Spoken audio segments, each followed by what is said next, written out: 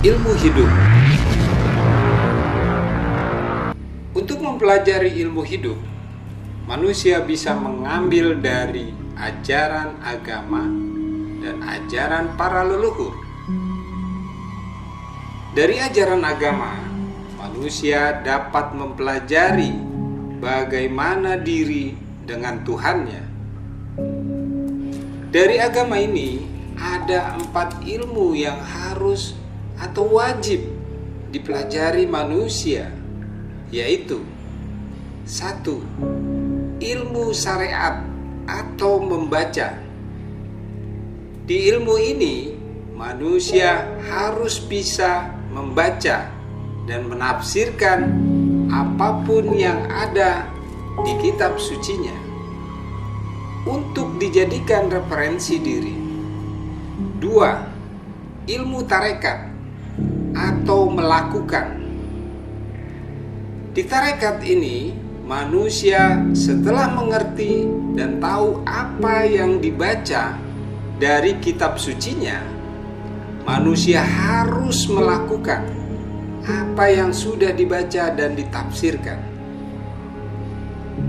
Ketiga, ilmu hakikat atau membuktikan. Ilmu hakikat ini, manusia setelah membaca dan menafsirkan dan juga melakukan, maka manusia akan mendapatkan bukti kebenarannya untuk diri. 4. Ilmu makrifat atau laku diri. Di ilmu makrifat ini, inilah manusia setelah mengetahui kebenarannya bagi diri, maka manusia harus melakukan sepanjang hidupnya dengan karena diri, bukan karena agama atau Tuhannya. Dari 4 ilmu itu, manusia harus menjalani, dan apabila tidak, artinya manusia itu belum mendapatkan ilmu hidupnya. Dari kebanyakan manusia sekarang yang mencari ilmu hidup dari agama, mereka berhenti atau cuma diajarkan atau hanya terpaku di ilmu syariat atau membaca saja. Mereka disuruh menghafal dan menyampaikan walaupun 1 ayat. Atau manusia yang belajar ilmu hidup dari agama cuma diharuskan berdakwah.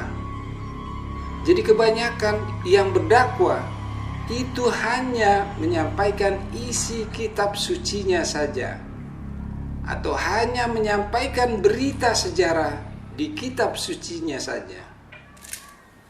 Tapi apabila manusia yang menjalani ke-4 ilmunya itu, maka manusia ini akan berdakwah dengan melalui perilaku dirinya, karena dirinya adalah kitab suci.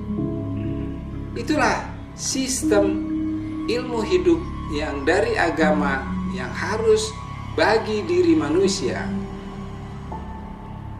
Bila dari ajaran leluhur sebelum agama-agama impor datang, ajarannya agak berbeda, tapi ada kemiripan.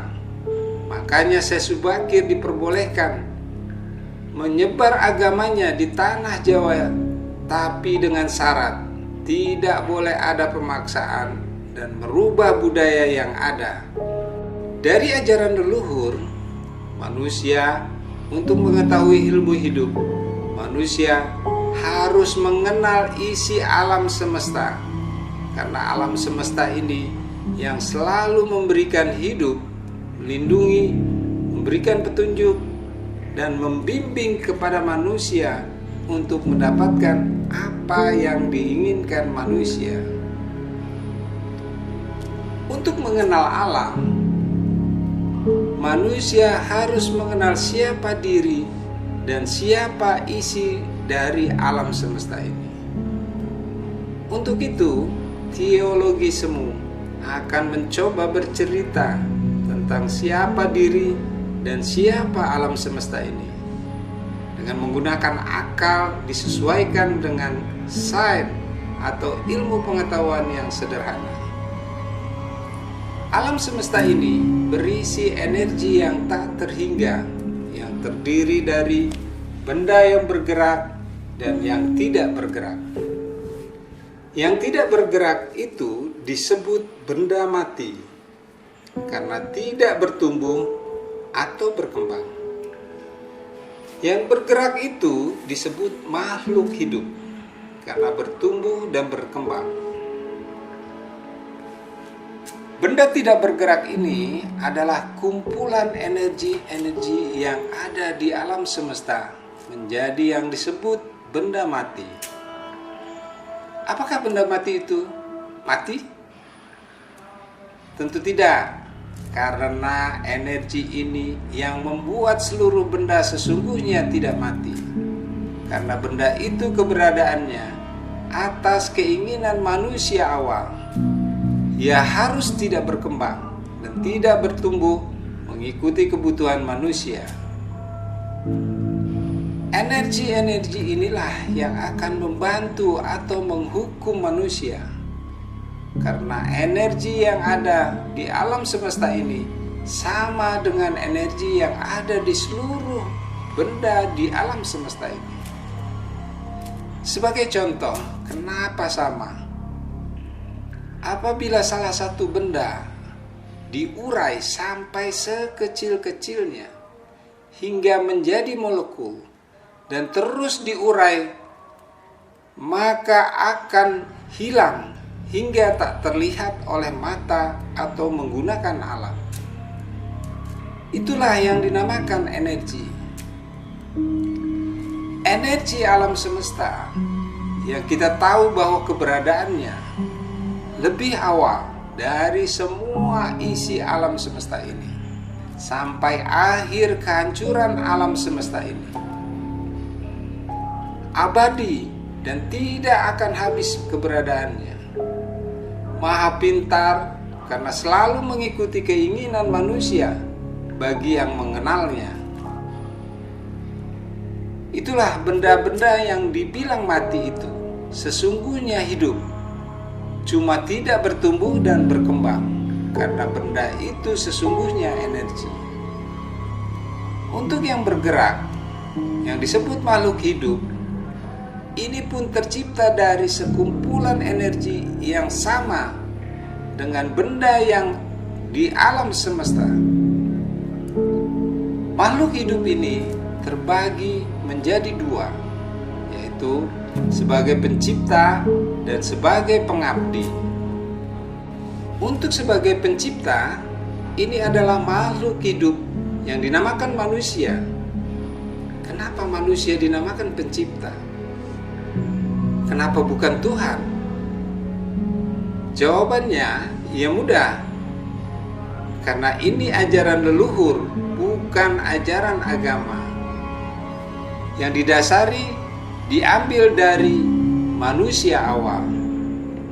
Dan manusia penerusnya mempunyai tugas sebagai penjaga, pelindung, juga pengatur alam semesta ini. Karena manusia dilengkapi rasa, akal, dan pikiran, juga sang keinginan, agar tercipta kedamaian di alam semesta. Untuk sebagai pengabdi, ini adalah makhluk hidup yang dicipta dari sang keinginan manusia awal. Karena untuk memenuhi kebutuhan manusia awal itu sendiri, seperti binatang, tumbuhan, dan juga makhluk gaib seperti jin, setan, genderuwo, dan lain-lain. Itulah kenapa para leluhur mengajarkan manusia untuk mengenal dirinya sendiri dan alam semesta beserta isinya. Yang sudah diceritakan bahwa manusia dan semua isi alam ini adalah sama, yaitu energi alam semesta juga. Setelah mengerti dan mengetahui siapa dirinya, maka manusia harus juga mengerti ajaran dasar para leluhur, yaitu 1. Ilmu susila.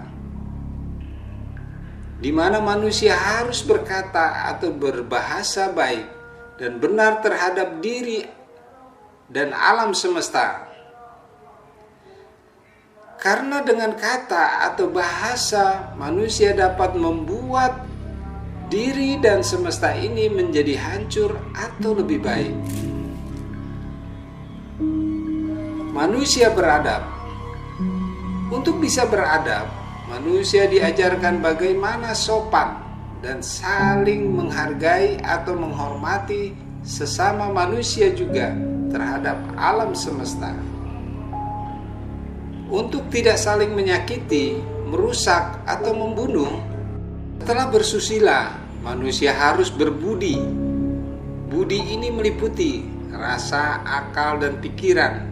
Ketiganya difungsikan untuk bisa menimbang baik atau buruk, benar atau salah dalam laku dan mengusahakan diri dalam hidup.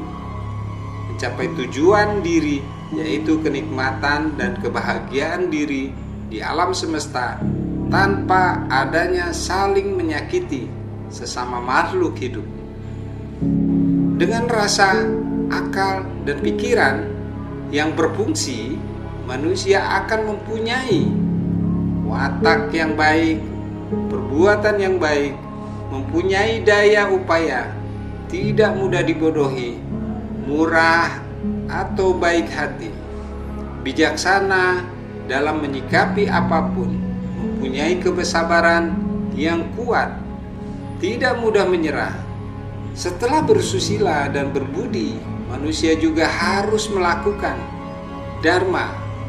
Ini adalah sebuah kewajiban diri dalam melakukan atau mendermakan aturan diri yang sudah mempelajari dan mengetahui tentang kebenaran susila dan budi yang benar bagi diri dan alam semesta, dengan aturan atau hukum alam yang ada seperti: bagi siapapun yang menebar, maka dia pula yang akan menuai, atau bisa disebut juga karma diri atau karma alam semesta.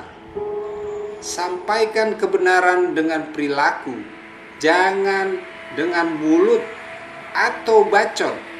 Ingat, mulut atau bacot itu cuma penyampai berita. Kebenaran adalah diri, bukannya bacot atau tulisan. Terima kasih sudah menonton. Semoga bermanfaat.